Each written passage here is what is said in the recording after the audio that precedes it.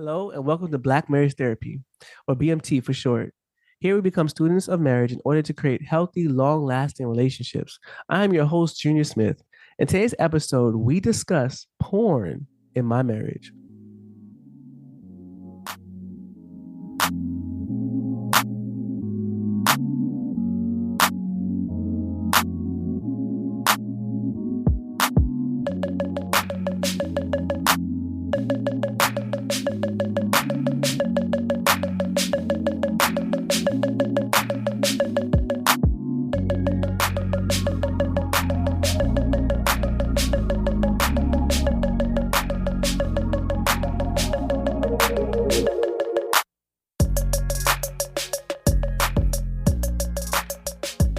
If you've been enjoying the content, please follow us on Instagram at Black Marriage Therapy, rate us on your podcast platform, and share your favorite episode with a friend. We also have a unique opportunity for you to support this podcast monthly. All you have to do is go to our show notes and click the link to support this podcast. For as little as 99 cents per month, you can partner with us to continue to provide you with high quality content. Yes, you've seen that. Yes, you heard right. Today we're talking about porn in marriage, or at least my experience personally. This is something that I feel like I haven't seen anyone talk about, honestly, when it comes to marriage, at least. And so talk to people about, my experience with it. But before I start with my experience, I want to talk to you about someone else's experience. Actually, a couple of guys, because these are guys that are part of the porn recovery group that I go to, and they're older than me and they've been in recovery for a long time. And what's crazy to see is what's going on in their world and in their lives. It's crazy to see one issue start and then grow into something else, grow into two, grow into three issues. So I have so many people in my group who have an ulterior vice now, but it started from watching pornography. And so I got a guy now who been watching porn for a long time. He's married to all these guys are married too, some with kids and everything. And I've seen people lose, their marriages. And they talk about losing their jobs and they talk about, rock bottom and turning to other things, getting a third vice, right? To just to cope with it. And they talk about being introduced at a young age, at a tender young age when their brain is still developing, and how they learn to lean on this thing as a coping mechanism, and how it's been with them for decades. Middle school, high school, college has been there for them. And when they get married, it's not easy to just give up this thing that they've been using for so long, especially because now it's an effective drug. It's an addiction, really. And a lot of these guys talk about they're in the porn recovery group for a reason. They want to stop. They want to find something healthy. They want to, reverse these negative effects, because some of these negative effects are, man, I mean, I'll tell you just a few. I know one guy who, his wife wants a divorce.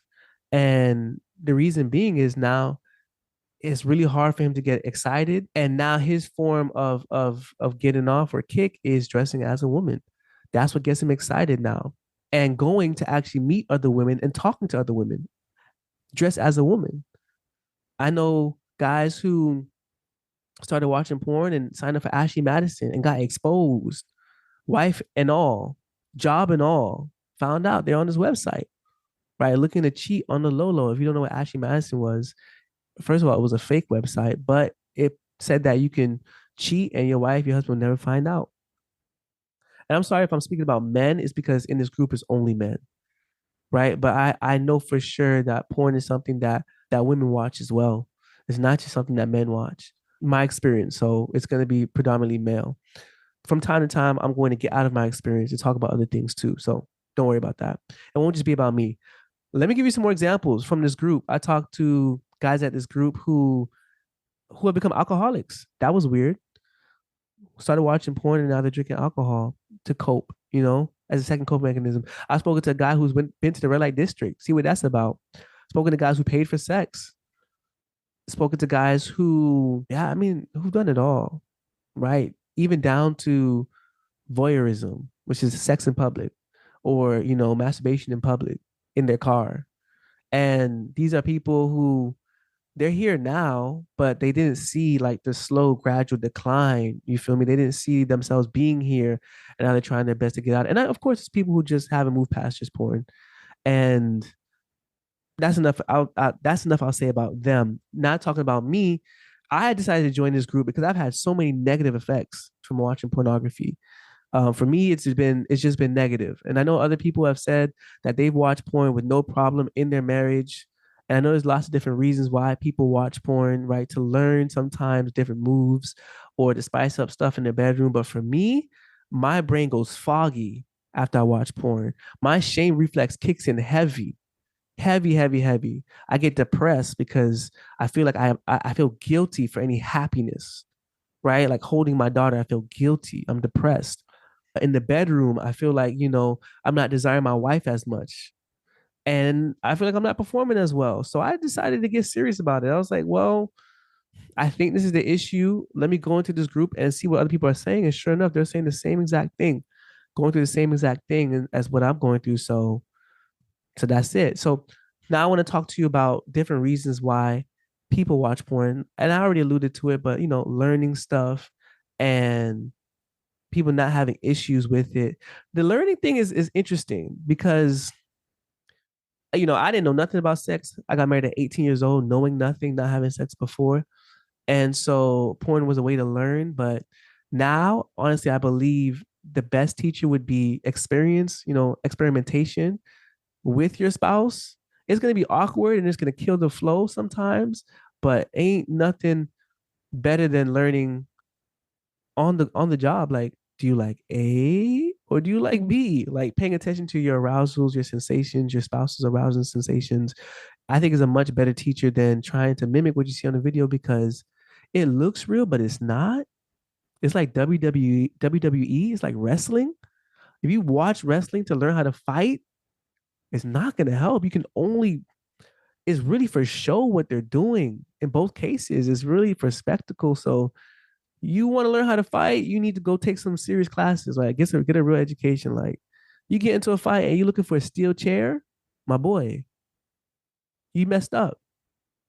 So I think there's just so much more to learn from paying attention to the person in front of you, your spouse, and being willing to give into that process of the awkward phase of like, for me, her taking her hand and showing me what to do rather than, watching these videos because it's pure spectacle on these videos, bro. And for me, it was a no-no.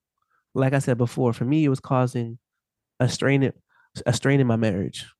It was causing a strain in other places as well in the bedroom. So I couldn't keep going because I started out of curiosity, but porn is addictive. Let me say that again. It's an addictive thing. It rewires the way you think. It rewires the way you shape. It rewires it. It causes it caused me to have a lesser view of both men and women and be more accepting of sexual violence. For real though. And before you go off and say, well, I watch Christian porn, so there's no violence in it. Sure, pal, whatever. If that even exists. Most of the stuff was violent. And I was watching it and consuming it. And so, I think porn, for me, it rewrites my sexuality. Long-term porn use is wearing me down mentally, wearing me down physically, filling my head with distractions all the time. And I needed more variety. Eventually, my wife is not gonna be able to do it for me if I keep going down this path. Eventually, my wife will not be able to fill my desire. She will not be even able to awaken my desire. I know men have told me they suffer from that, from watching too much porn and trying to have sex with their wife, but all they have is videos in their head. They can't even get it up. They have erectile dysfunction from watching porn. They have premature ejaculation because the stimuli that they get millions of videos and photos. One husband cannot compete against that for a wife. One woman cannot compete against that for a husband. Can't. And for me, and I got snitching myself. What eventually happened was I was demanding my wife to do what I saw in the videos, and she wasn't telling me no. So I became a monster, and she became a machine.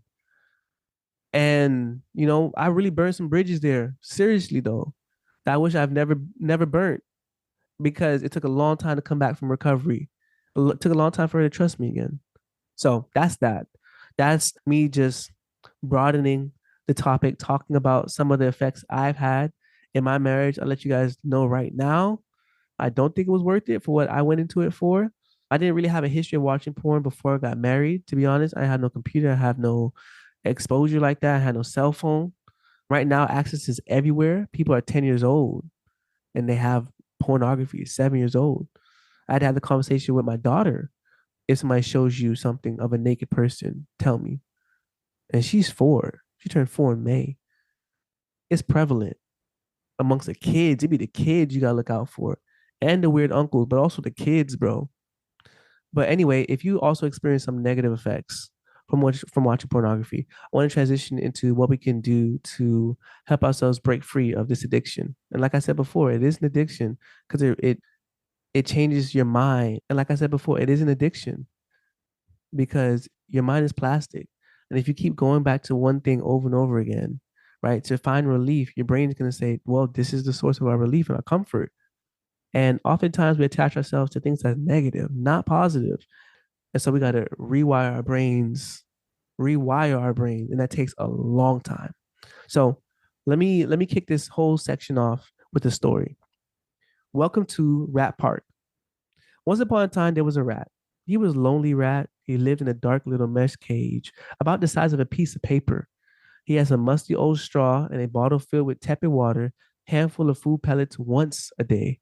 To his right, he can hear but not see his brothers and his sisters. They were in the same cages like that, with the same piles of straw, identical bottles of tepid water. Some of them would be taken away. When they were brought back, they would chitter about pushing buttons, going through mazes, getting cheese. And this rat always listened to these stories and was like, man, I want to be taken away. This would break me out of my monotony, get me out of this box. But he was never chosen. And then one morning he woke up and something was different.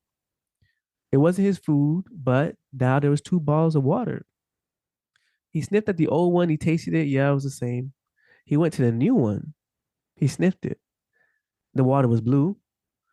He tasted it, and something was strange, and he did not like it, and it burned his throat. His mind got foggy, and he was stumbling around. He couldn't even think straight. When he came to, there was a bruise on his nose. All of his droppings was everywhere on the cage. So he went ahead and he fixed up his cage and thought about that. He was eyeing that new bottle suspiciously. He was rubbing that bump on his nose. It was real different. It was weird, but at least it was different. And that was better than nothing.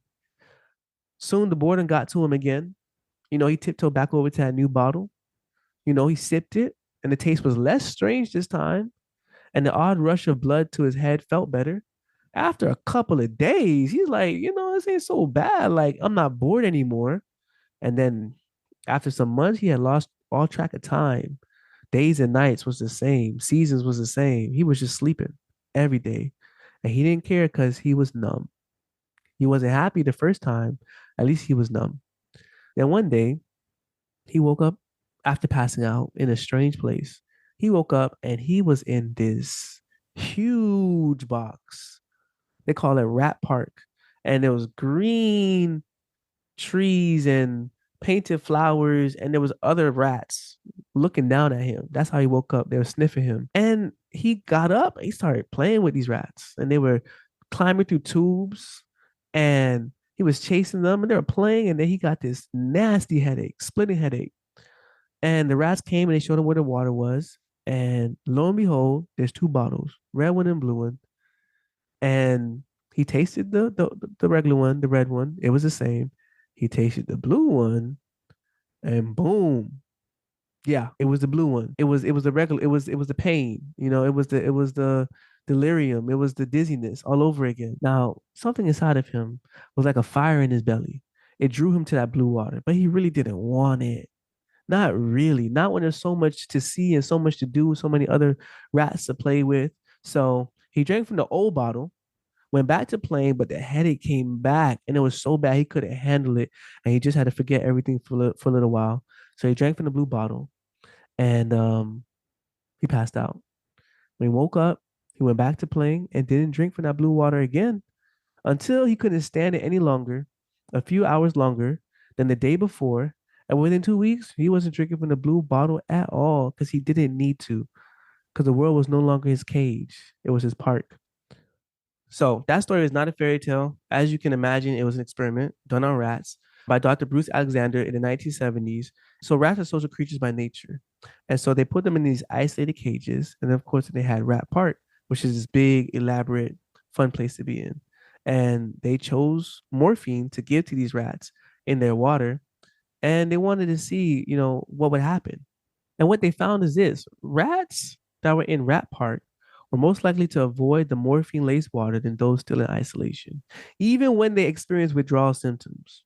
This is not to say drugs are not addictive. They are, and it still harm the rats' brains. But the rats in rat parks demonstrated that for many, drugs is a form of escapism. And if you take away the reason someone feels like they got to escape, you take away loneliness, you take away feelings of being trapped, you take away dead end jobs, the desire for that drug or addiction may also drop.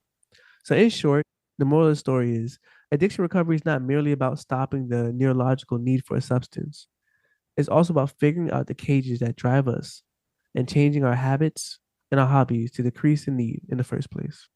Okay, so how do we stop? Uh, if you go into my house right now, go into the living room, flick the light switch, nothing's gonna happen. This is because the man who wired up the fan wired it incorrectly, and now you have to turn on the fan to get the light and the fan. Okay. Don't worry, we bought the house like that. We were living here for 5 years before we bought the house, so it wasn't a surprise. But yeah, he said it was part of the charm. When he showed us a problem, he showed it to us too on day one when we moved in here to rent. Now, if I told that man, "Oh, nah, that's not gonna work. You're gonna have to rewire it," and if he says that's impossible, I look at him crazy. It's not impossible. It's just gonna take a lot of work. It's gonna take a lot of time. Now, if you work with your brain to cope in a specific kind of way, then your brain is plastic. We're just gonna have to train your brain to cope in a different way. We have to rewire your brain, and that's gonna take time. Remember, porn is an addiction, so it takes more than willpower to stop. People think they could just stop. Oh, I'm gonna just stop. People feel like, oh, well, I'm gonna just walk into the living room, flick on the light switch, and it's gonna be like, I'm gonna just stop. I'm gonna just make things right. It's a process, my boy. It's a process. Okay. And it's not just focused on quitting. Porn is an addiction. It takes more than willpower to stop. We need accountability. For me, I need accountability. I need, porn blocker apps. I need getting closer to God. I need giving myself grace to help me along with my will. But none of this will work if I just focus on quitting. I have to create a fixation that is positive instead of fixating on what I don't want. If I don't want to watch something, I don't fixate on not watching something. I fixate on what's sending me to watch this thing. Then I can proactively make a plan around those triggers. So let's talk about some of the usual cages that people go through to tie it back into the story. The usual cages that people have that drives them to something is escapism. That's the first one. For men, the usual cages is shame and hurt. And porn is escape from shame and an escape from hurt. For women, the usual cages are shame and hurt. And porn is escape from shame and escape from hurt. And also sometimes it's a way of reliving traumatic events. Sad to say, right? Some of these violent things that happen to them, they relive it through pornography. Some of the cages are being depressed, being, you know, exposed at a really young age when your brain was still developing, right? Not as all you know. Being bored, being hungry can be something that drives somebody, right, to go to something that's coping. Being lonely, being alone, single people. I'm talking to you. I didn't listen. Like I said before, I got married at 18, so I didn't really go through that at all. But I understand what it's like to be single or to feel lonely and want somebody. You want a warm body. It's cuffing season. I know it's hard to resist. Our sex drives is one of our strongest biological imperatives. It's right up there with eat, poop, and sleep. Give yourself grace, but you still have to have someone hold you accountable. People in a relationship where your partner wants you to pick up some moves from pornography, you're afraid of losing them. I understand. That's a tough place to be in, bro. It's a tough place to be in. Some people don't even want to do it, or some people are convinced that it's gonna make them more attractive to their mate, so they do it. But yo, I mean, listen, it's only gonna get worse if you don't talk up now. But listen, it's only gonna get worse and more demanding if you don't say anything. That's what happened. That's what I did. And last of all, I know there's people who watch pornography out of trauma, like I mentioned before. If you feel like you're watching or coping or doing some kind of anything you're doing out of trauma, please go see a therapist. Talk to somebody about it, please. Even if you don't feel like you're doing something out of a place of trauma, still it'll still be good to talk about shame. It'll still be good to talk about, you know, hurt, escapism. It's still good to talk about these things. I'll leave you with this. If we want to find lasting freedom from pornography, simply quitting porn is not enough. Remember Rat Park. Those rats there in that park were more likely to avoid addiction. The three big components that helped them reduce their desire was the rats were moved out of isolation into community, they were moved from a cage to a park-like environment, and their park had lots of activities. If you want lasting freedom from pornography, we have to change our community. We have to change the things that we watch, shift the things we listen to, the conversations we find ourselves in.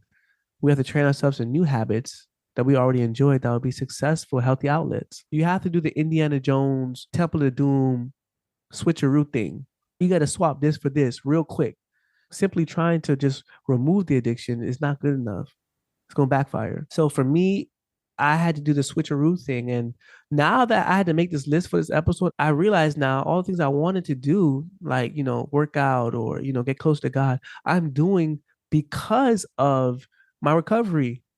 Like, I say every year I want to get close to God and all this other stuff. But now that I'm serious about recovery, bro, I am doing so many things now as a quick switcheroo. I can't do this. I can't cope like this. I gotta find something else. It has to be something that I enjoy. And so I find myself doing things I enjoy a lot more. And it's having a positive impact on my life. One thing I would say is this recovery is where the positivity has been flowing. Now I've been reading more and serving my family a lot more. My relationship with God is something that has been growing, working out more, not consistently as I want to, but I am working out more. And I'm practicing mindfulness. Now I do it a lot. Mindfulness is just, I do it for clarity. I don't put music on sometimes when I drive. It's just me and my thoughts. Or if I'm chilling, it's just me and my thoughts. I don't put music on. I just think. And that has been the best thing that's come out of recovery for me. Is just being able to think, be left alone with my thoughts for hours and not want to escape that. I think that's something I didn't have before. And I think that's something that pushed me into boredom, which pushed me into trying to get distracted, which pushed me into addictive things. Well, that's all I have for this episode. Remember, everything's going to be in the show notes for you guys to look at. I got some books in there that you can look at as well.